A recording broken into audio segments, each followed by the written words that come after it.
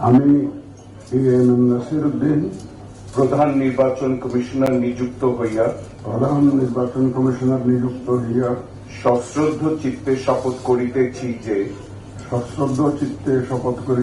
যে আমি আইন অনুযায়ী ও বিশ্বস্ততার সহিত আমার পদের কর্তব্য ও আনুগত্য পোষণ করিব।